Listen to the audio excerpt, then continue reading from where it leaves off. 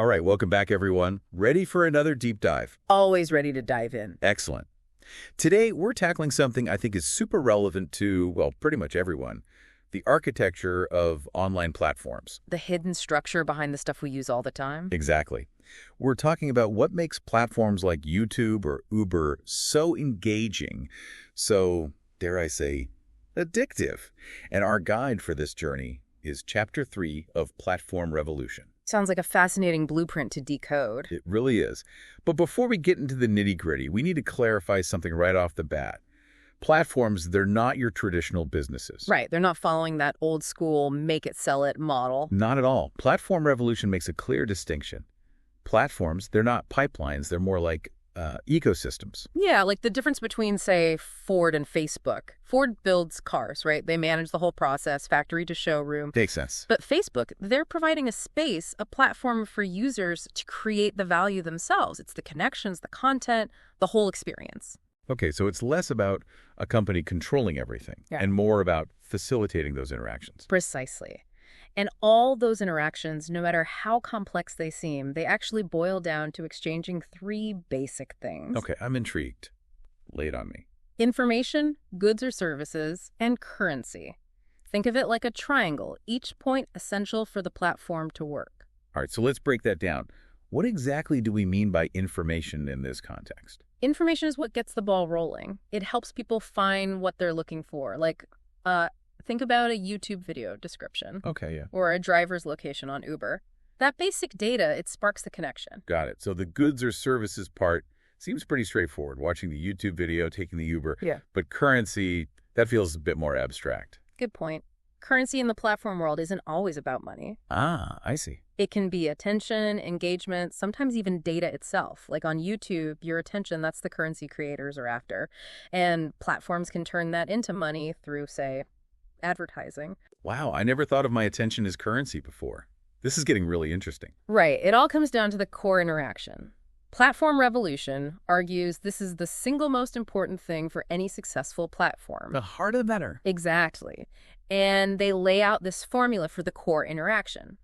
Participants plus value unit plus filter. Okay, let's unpack that. Participants, that's the users, right? Yep, the producers and consumers. You have YouTubers creating videos, viewers watching them, Uber drivers, passengers, and so on. Makes sense. But here's a twist.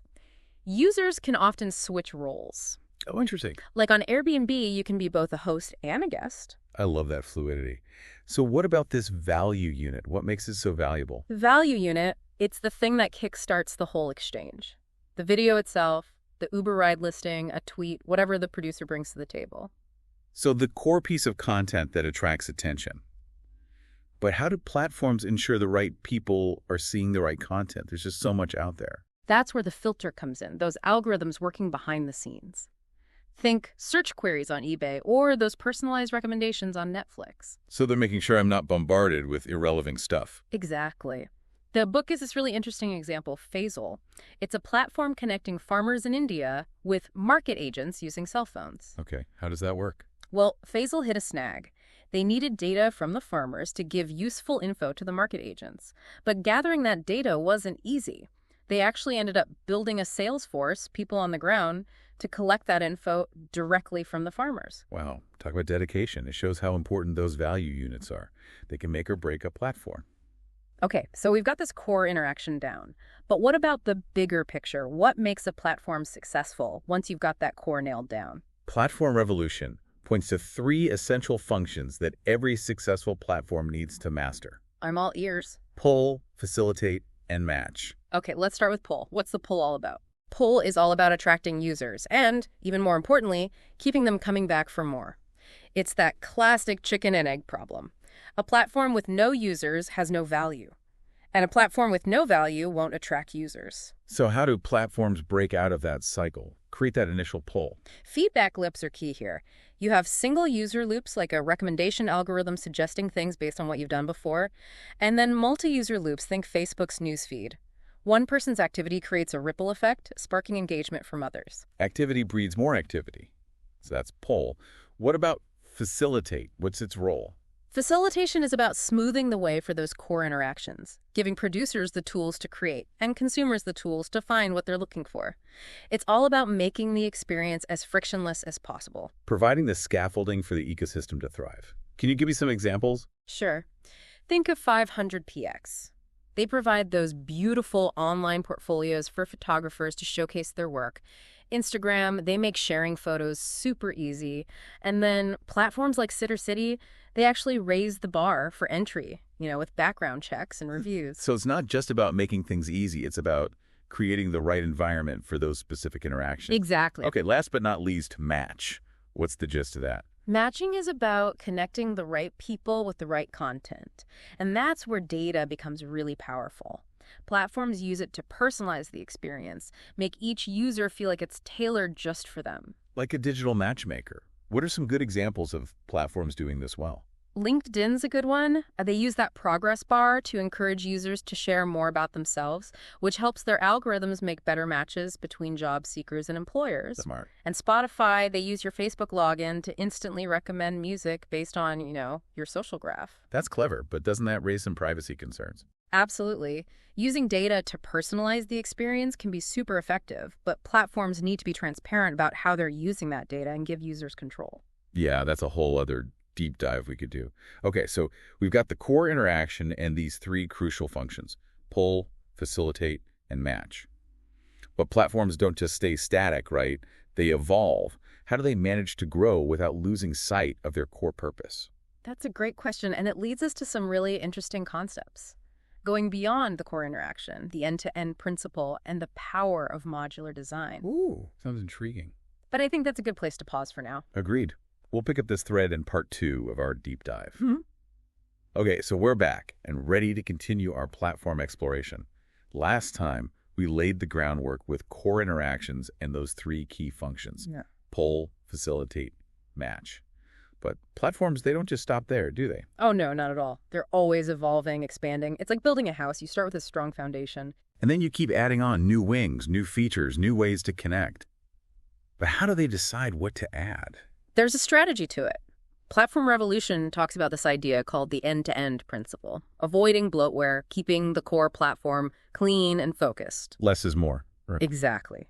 The high-value stuff, the universal features everyone uses, those stay in the core. So specialized stuff, it gets added at the edges. Yeah, kind of like a toolbox. Each tool has a specific purpose, but they all work together. That makes sense. Any real-world examples? Amazon Web Services is a great example, AWS. They have this incredibly powerful platform, but with a really clear and simple core. And then they offer tons of specialized services on top of that. So you can customize it based on what you need. Yeah, it's very modular. Like the Lego of the cloud world. I like that. And it's the opposite of those platforms that try to be everything to everyone. Remember Microsoft Vista? Ugh, Vista. Talk about bloatware. Right. They tried to cram every possible feature into the core, and it just became a mess. Apple did it differently with Mac OS X. They kept things more streamlined, right? Yeah, clean core, then they put all those legacy features off to the side. So the end-to-end principle helps platforms avoid becoming a digital junk drawer. But we also touch on this concept of modularity. Is that the same thing? They're connected, but modularity goes deeper.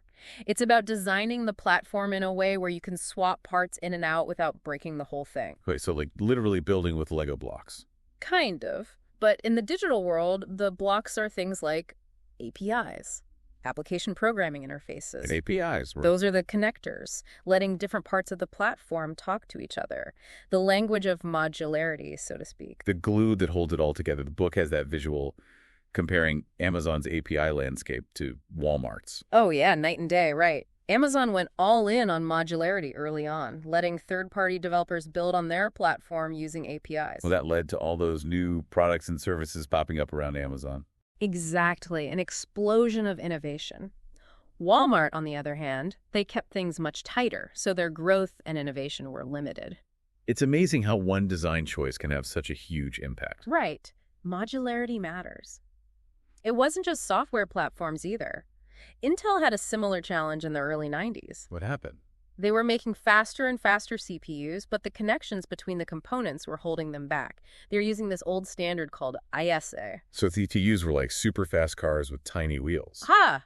Pretty much. All that power, but no way to use it. They needed a more modular approach. And then they came up with PCI. Yeah, PCI, peripheral component interconnect, much faster data transfer rates. Finally, those CPUs could stretch their legs. And then came USB, Universal Serial Bus. Exactly. Suddenly we could plug in all sorts of devices super easily. Printers, scanners, all that. And USB is a perfect example of how a well-designed modular standard can drive innovation. It's like Intel made this one change, and it changed the whole tech world. Ripple effect. Okay, so we've talked about going beyond the core, the end-to-end principle, and the power of modularity. There's one last principle from the book that really stood out to me. The anti-design principle. Yes.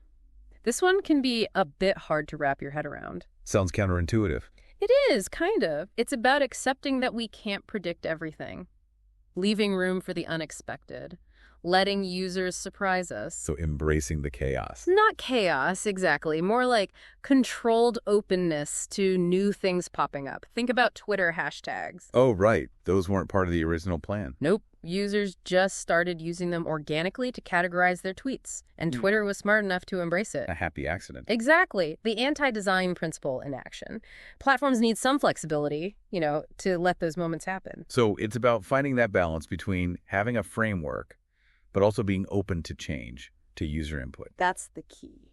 And we're back for the final part of our platform architecture deep dive. We've covered a lot of ground. We have core interactions, the essential functions, modularity, the end-to-end principle, even the anti-design principle. It's like we've peeled back the layers and seen the inner workings of these digital giants. Yeah, the stuff we use every day but rarely think about, how it all actually works.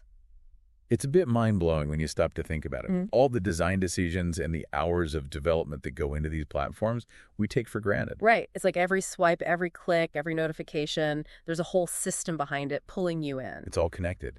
And now we're in on the secret. Exactly. We've cracked the code. But I think it's more than just knowing how they work.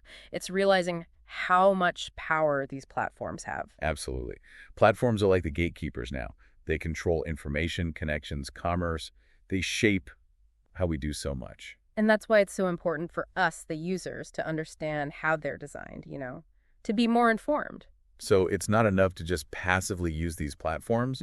We need to be more aware, more active. Exactly. So how can we use this knowledge, to navigate this platform world more effectively? Well, I think it starts with being more mindful about the platforms we choose, prioritizing the ones that match our values, respect our privacy. Yeah, and recognizing how they try to influence our behavior, those feedback loops, those notifications, we can make more conscious choices. We don't have to just react. We can be proactive. And we can speak up, demand better design, more ethical data practices. We're not just passive consumers. We're part of this evolution. It all comes back to that anti-design principle. We have to embrace the unexpected, let users shape these platforms too. Like those Twitter hashtags, those viral trends. That's collective creativity in action. It's what makes this whole platform revolution so fascinating. So we started with a simple question. How are platforms so engaging? And we've learned that it's not magic, it's design, it's strategy. And understanding how people behave. We've explored the core interactions, those essential functions, the principles of modularity, and the anti-design principle. Really getting under the hood of these platforms. And the biggest takeaway, I think, is that we have the power to shape the future of these platforms. We're all part of it. So the next time you open your favorite app, take a moment to think about everything that went into creating it. And think about how you can be a part of its evolution. The platform revolution, it's not over. It's just the beginning. That's all the time we have for today's deep dive into the world of platforms. Thanks for joining us. Hope you learned some new things. And until next time, keep exploring, keep questioning, and keep creating.